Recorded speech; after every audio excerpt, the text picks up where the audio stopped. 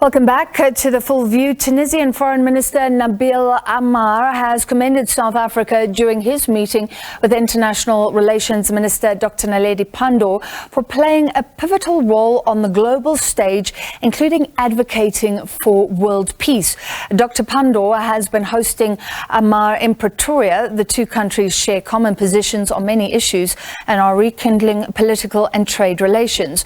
Topping the agenda was the implementation of agreements that were signed during the last commission held in 2008.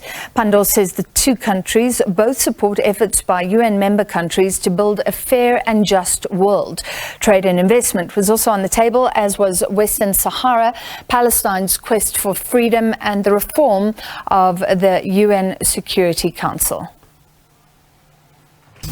We have to strongly support the African Union Commission in advancing our agenda of change and development in Africa, and that is to give greater impetus to Agenda 2063, the Africa we want, as well as much more solid attention to the steps toward implementation of the AfCFTA, the African Continental Free Trade Area Agreement.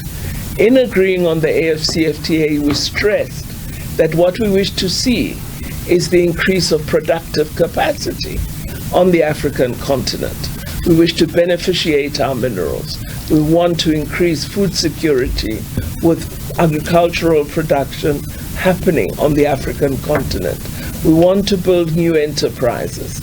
So we wish to trade in Africa with African-produced goods as well as goods from the rest of the world. But the productive capacity on the continent must be expanded.